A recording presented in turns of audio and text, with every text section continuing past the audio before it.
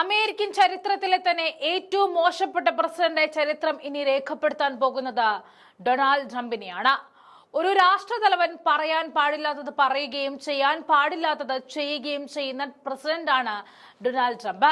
അദ്ദേഹത്തെ പ്രസിഡന്റായി തെരഞ്ഞെടുത്തതിന് അമേരിക്കയോടാണ് ലോകം ഇപ്പോൾ സഹതപിക്കുന്നത്. ലോക പോലീസ് ചമഞ്ഞ വിവിധ രാജ്യങ്ങളെ വിരട്ടാനിറങ്ങിയ ട്രംപിന് ഇറാനിൽ നിന്നും ലഭിച്ചതും കടുത്ത അപമാനമാണ്. ഇസ്രയേലിനൊപ്പം ചേർന്ന് ഇറാനെ തീർക്കാൻ ഇറങ്ങിയ അമേരിക്കയുടെ ബോംബറുകൾ ഇറാന്റെ ആണവ കേന്ദ്രങ്ങൾക്ക് നേരെ ആക്രമണം നടത്തിയതിന് തൊട്ടു പിന്നാലെ ഖത്തറിലെ അമേരിക്കൻ സൈനിക കേന്ദ്രങ്ങൾക്ക് നേരെ ആക്രമണം നടത്തിയാണ് ഇറാൻ തിരിച്ചടിച്ചിരിക്കുന്നത്.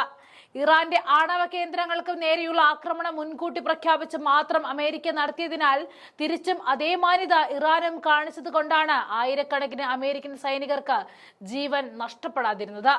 അതല്ലെങ്കിൽ മറ്റൊരു പേൾ ഹാർബറായി ഖത്തറിലെ അമേരിക്കൻ താവളവും മാറുമായിരുന്നു.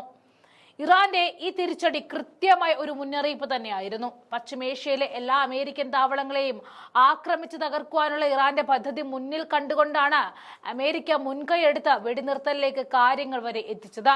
സകല മിസൈൽ പ്രതിരോധ സംവിധാനങ്ങളും തകർത്ത് ഇസ്രയേൽ തുടർച്ചയായിട്ട് ഇറാന്റെ മിസൈലുകൾ പതിച്ചതോടെ ഇസ്രയേലും വെടിനിർത്തലിന് നിർബന്ധിക്കപ്പെടുകയാണ് ഉണ്ടായത്. ഏകപക്ഷീയമായി ആക്രമിച്ച് ഇറാനെ തകർത്ത് അവിടെ ഭരണമാറ്റം കൊണ്ടുവരാമെന്ന അമേരിക്കയുടെയും ഇസ്രയേലിന്റെയും പദ്ധതിയാണ് ഇതോടെ ഇല്ലാതായിരിക്കുന്നത്. യുദ്ധത്തിന്റെ കെടുതികൾ പരിശോധിച്ചാൽ ഇസ്രയേൽ എന്ന രാജ്യം അതിന്റെ ചരിത്രത്തിൽ ഇന്ന് വരെ നേരിടേണ്ടി വന്നിട്ടില്ലാത്ത നാശനഷ്ടങ്ങളാണ് ആ രാജ്യത്ത് ഇറാൻ സൈന്യം ഉണ്ടാക്കിയിരിക്കുന്നത്. ബങ്കറുകളാൽ സമ്പന്നമായ രാജ്യം അല്ലായിരുന്നു എങ്കിൽ പതിനായിരക്കണക്കിന് ആളുകൾ ഈ ജൂതരാജ്യത്ത് കൊല്ലപ്പെടുമായിരുന്നു. ലോകം അംഗീകരിക്കുന്ന യാഥാർത്ഥ്യമാണത്. യഥാർത്ഥത്തിൽ ഇസ്രയേലിന് ആയുധങ്ങളും ടെക്നോളജിയും നൽകി ഇറാനെ ആക്രമിക്കാൻ സകല സഹായങ്ങളും നൽകിയത് തുടക്കം മുതൽ അമേരിക്കയാണ്. ഒടുവിൽ ഇസ്രയേൽ തരിപ്പണമാകുന്നു എന്ന് കണ്ടപ്പോഴാണ് ട്രംപ് ഇറാനിലെ B-2 ബോംബറുകൾ അയച്ചിരിക്കുന്നത്. എന്നാൽ ഈ ബോംബറുകൾക്ക് യഥാർത്ഥ ലക്ഷ്യം നേടാൻ കഴിഞ്ഞില്ല എന്ന് മാത്രമല്ല, ചില B-2 ബോംബറുകൾ നഷ്ടപ്പെടുമെന്ന സാഹചര്യം വരെ ഉണ്ടായിട്ടുണ്ട്. ഇറാനിൽ ആക്രമണം നടത്തുവാൻ പോയ ചില ബോംബറുകൾക്ക് പ്രത്യാക്രമണത്തിൽ കേടുപാടുകൾ സംഭവിച്ചതുകൊണ്ട് തന്നെ രഹസ്യ കേന്ദ്രങ്ങളിൽ ലാൻഡ് ചെയ്യാൻ നിർബന്ധിതമായതാണ് പാശ്ചാത്യ മാധ്യമങ്ങൾ പോലും റിപ്പോർട്ട് ചെയ്തിരിക്കുന്നത്. ഈ സംഭവം അമേരിക്കൻ സേനയുടെ ആത്മവീര്യം കെടുത്തുന്നതാണ്.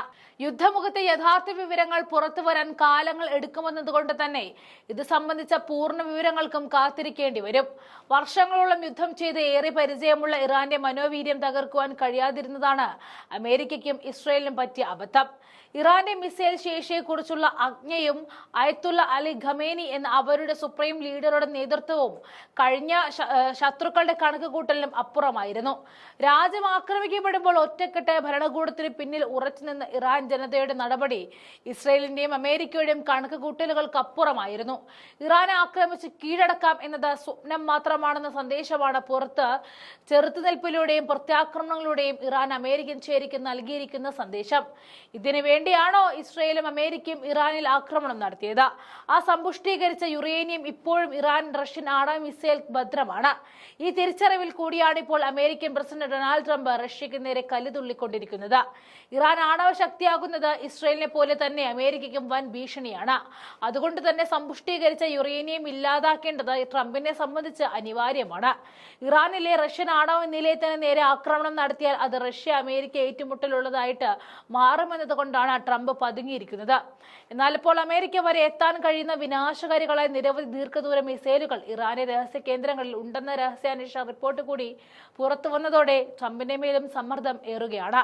മാത്രമല്ല, റഷ്യ, ചൈന, ഇറാൻ, ഉത്തര കൊറിയ എന്നീ രാജ്യങ്ങൾ ചേർന്ന ഒരു സൈനിക ചേരിയായി രൂപപ്പെടുമെന്നും ഇന്ത്യയും ചില അറബ് രാജ്യങ്ങളും ഈ ചേരിയിൽ ചേക്കേറാനുള്ള സാധ്യത കൂടുതലാണെന്നും CIA റിപ്പോർട്ടിൽ വ്യക്തമാക്കുന്നുണ്ട് എന്നാണ് പുറത്തുവരുന്ന വിവരം. അതുകൊണ്ടുകൂടിയാണ് സമനില തെറ്റിയവനെ പോലെ ഇപ്പോൾ ഡൊണാൾഡ് ട്രംപ് പെരുമാറിക്കൊണ്ടിരിക്കുന്നത്. ഇറാനെതിരെ മാത്രമല്ല, ചൈനയ്ക്കും റഷ്യയ്ക്കും ഇന്ത്യക്കുമെതിരെ പോലും കടുത്ത നിലപാടുകളാണ് അമേരിക്കൻ പ്രസിഡന്റ് ഇപ്പോൾ സ്വീകരിച്ചുകൊണ്ടിരിക്കുന്നത്. ഈ രാജ്യങ്ങൾ നേതൃത്വം നൽകുന്ന ബ്രിക്സ് കൂട്ടായ്മ വൻ സാമ്പത്തിക ശക്തിയായിട്ട് മാറുമെന്ന ഭയന്ന് അതിനെ തകർക്കുവാനും ബോധപൂർവമായ ഇടപെടലാണ് അമേരിക്ക നടത്തിക്കൊണ്ടിരിക്കുന്നത്.